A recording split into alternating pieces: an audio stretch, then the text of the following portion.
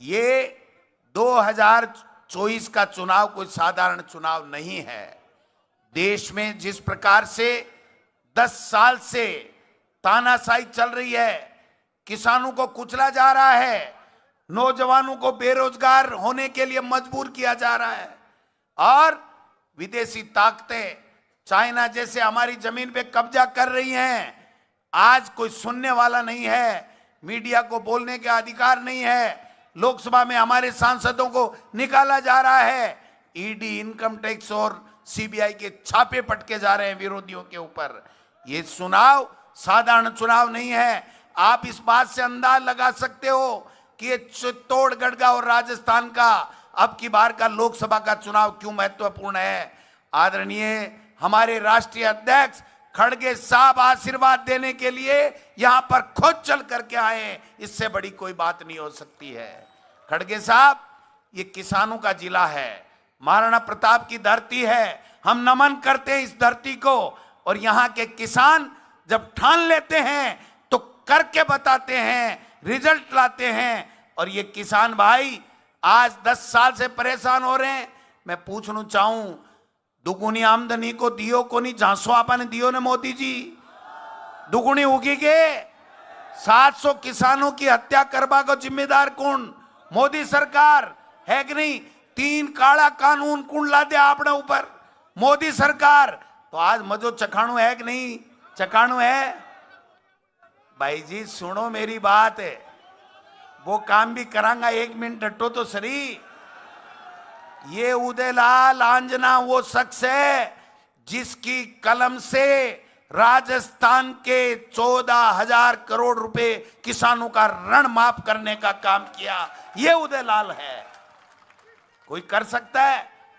मोदी जी ने उत्तर प्रदेश में इससे पहले जब चुनाव हुए कहा था कि भारतीय जनता पार्टी की सरकार बना तो मैं किसानों का कर्जा माफ कर दूंगा।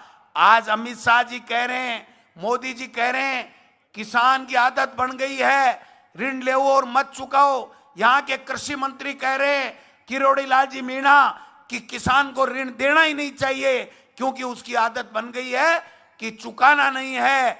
मैं समझता हूं ऐसे लोगों को सबक सिखाने का समय आ गया है। भाइयों, नौजवान साथियों, कहां है 10 करोड़? वो जो 2 करोड़ की नौकरियां कहां गई? कहां गई किसान की दुगुनी आमदनी? ये सब सोचने का समय आ गया है। हमारी सरकार ने 5 साल में एक से बढ़कर के एक शानदार योजना दी। 25 लाख रुपए का इलाज फ्री था, आज 5 लाख की पीपाड़ी पकड़ा दी। क्यों हुए 5 लाख की पीपाड़ी से? है कोई सुनवाड़ो है? अरे आपने सांसद का बीजेपी का उम्मीदवार है ना, मैं स्पेशली ई ले आयो हूं और खड़गे साहब ने ले आयो हूं कि मेरे बटे जाए और सिर में खाज खोर डोटासरा रहो। डोटासरा तो आर्यो को नहीं। सीपी जोशी जी तैयार हो जाओ, लाल आंजना जीत के जाएगा, किसान जीतेगा, आप हारोगे। ये मैं कहना चाहता हूं।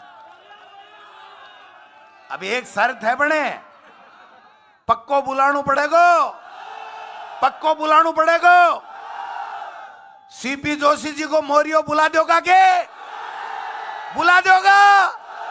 उदयलाल आंजना ने दिल्ली भेज दोगा?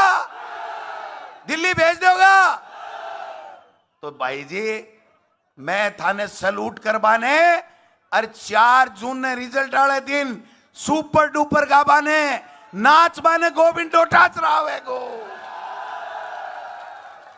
माने खड़गे साहब ने उठनू है। सुन जा एक बार से काम कर दूं, मैं चिंता ही मत करो दे, से काम कर देंगा। लेकिन है सीपी जोशी जी मेरे लक्ष्मणगढ़ में जाए और बैठे है जी कर रहे हैं नहीं यहाँ। हाँ, बिन मेटनी है। डोटासरा ने ये कर दिया, डोटासरा ने वो पेपर चोर लिया, फलाना कर दिया, ढीकड़ कर दिया। मैं थाने पेपर चोर लगागे? किसान का बेटा हूं, किसान के दर्द को समझता हूं और इसीलिए मैंने निवेदन किया, उदयलाल जी आप विधानसभा का चुनाव भले ही हार गए लेकिन आपकी हिम्मत को मैंने देखा है, आपकी दिलेरी को मैंने देखा है, किसानों के प्रति जो आपका प्यार है वो मैंने पढ़ा है। इसलिए उठ खड़े हो और मैंने एक निवेदन किया। ये उदयलाल खड़ा हो गया, बोला डोटासरा जी, खड़गे साहब का आदेश, टाइगर जिंदा है, जीतेगा, लड़ेगा और जीतेगा। इन्हीं शब्दों के साथ में हम खड़गे साहब को सुनेंगे। शांति से सुनना, फिर लास्ट में पहली नहीं, लास्ट में। तो मैं आपने बहुत बहुत धन्यवाद दूं। एक मैं था से विश्वास लेना चाहूं, अगर गोविंद डोटासरा से थे प्यार करो, कांग्रेस से प्यार करो, 36 कोमा से प्यार करो, और राहुल जी, सोनिया गांधी जी और प्रियंका जी के और खड़गे साहब के जी तरीके से मोदी जी की सरकार झूठा मुकदमा लगा रहा है, अगर आपको बदलो लेना है तो हाथ खड़े होकर बता दो, उदयलाल आंजना जीतेगा, उदयलाल आंजना जीतेगा और यहां चित्तौड़गढ़ में मोरिया बोलेगा।